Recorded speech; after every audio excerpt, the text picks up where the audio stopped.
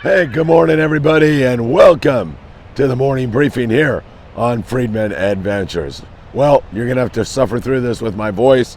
It'll get back into shape here pretty soon, but I'm going to have one hit of coffee and then get in to the report for today because there's lots of reason for enthusiasm, and there's also the reality that we're back in to a lot of wind.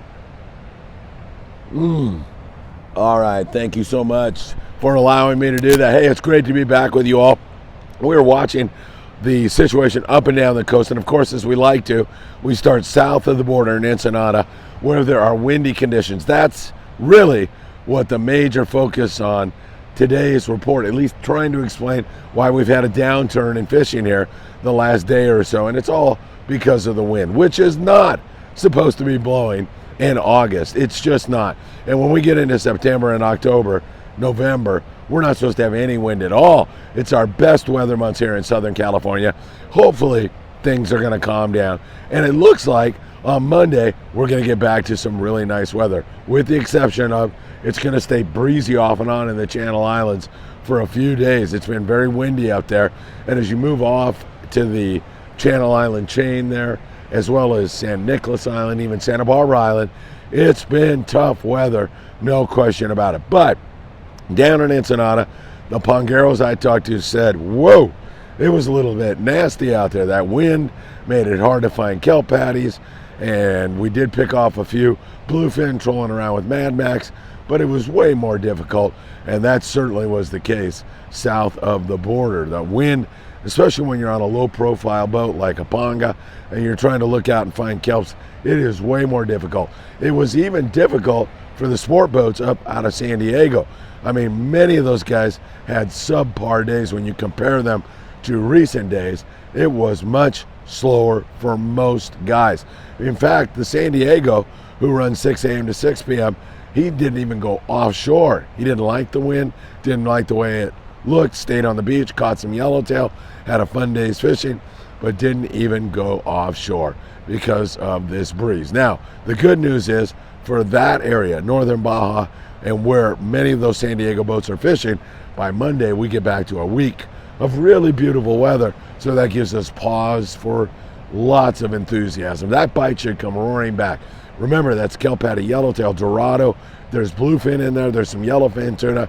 Let's go through the sizes on most of these fish. Most of those yellows are 8 to 15. Dorado, anywhere from 5 to 20 pounds. Yellowfin tuna have been small, 5 to 10 pound fish, and the bluefin, you know how that goes. Depends on what bunch of fish you stop on. It can be from really, really big, like 200 pounds, to, you know, a 20-pound bluefin tuna. So you need a variety of tackle.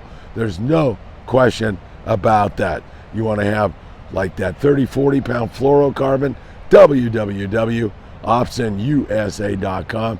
You've got to have that along with you. Put in FA at checkout, and the owner of the company, Greg Brown, he'll send you a handwritten note and a free gift. So make sure you've got that 1/0 to 2/0 size hooks, sometimes bigger hooks, so you want to have that. And if you do have a 2-speed reel, and it's a Daiwa or any other brand, but Daiwa's our sponsor, so here they are, make sure that you got 100-pound on that.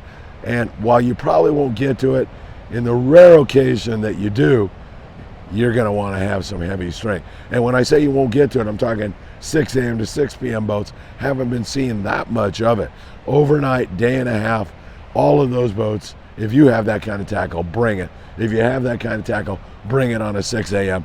to 6 p.m. boat. Condor with 94 yellowtail, 19 dorado, 4 yellowfin tuna for 21 anglers. Not bad at all. I mean, we are getting a little spoiled here. Daiwa Pacific, 13 bluefin tuna, 8 yellowfin tuna, 15 dorado, 42 yellowtail on board. The Grande, 28 anglers, 14 yellowtail, 39 dorado. They complained about the wind and the weather, said it made it difficult. They are looking forward to Monday where they get back to some much better weather. It's not that the fish don't bite when the weather's up. They will. But the thing that screws you up is trying to find those patties with all that wind. It just really exacerbates finding those kelps. And Thunderbird out of Davies Locker, 5 yellowfin, 12 bluefin, 53 yellowtail. not bad scores. Now remember, you can also throw iron on those kelp patties. That will work really, really well. And also, you can throw poppers, any number of different methods to take those fish. For the most part, the kelps have been loaded, the fish have been voracious. They bite just about anything that you throw at them, but you still want to keep practice. So fluoro, I like that. You can get bit on mono also, and choosing a good hot bait really makes all the difference in the world. So keep that in mind, and that's going to serve you very, very well. Now, Santa Barbara Island and Navigante out of Redondo has had some huge scores out there on big tuna. Really, really great fishing out at SBI, but that wind is up. Looks like Santa Barbara Island is going to be pretty good here by Monday, Tuesday-ish, but it's going to still be breezy. So we'll see what happens out there in that neck of the woods. All right, the islands. Hey, am I going to make this or what? The islands starting down south of the border, Todos Santos, there's some barracuda and yellowtail around there. Good yellowtail fishing at the Coronado Islands. That bite has been up and down, and not many guys have been fishing it, but it's pretty darn good right now. And there's also some barracuda and calico bass. San Clemente Island, same thing. Not many guys fishing it right now, as we have got everybody offshore. I mean, there's a big spots of bluefin, mixed fish on the backside of Catalina Island, and that's where most guys have been fishing. And how can you blame them? I mean, those trophy fish are all over the place there. So Clemente with some yellows, and then, as I mentioned, Santa Barbara, San Nicolas, Channel Islands, windy. There's still sea bass. There are still white sea bass to be taken in all those venues like Nicolas, Santa Barbara, and the Channel Islands.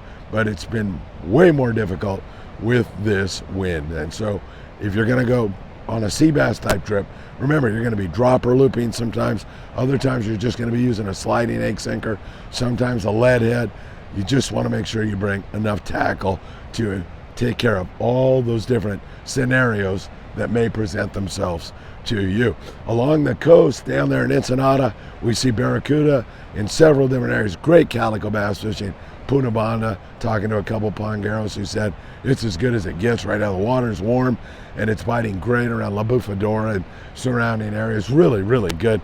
We move you up, and I can almost cover the whole coast by saying it's slow. It has been a really laborious, slow local bite overall. We have spurts of barracuda.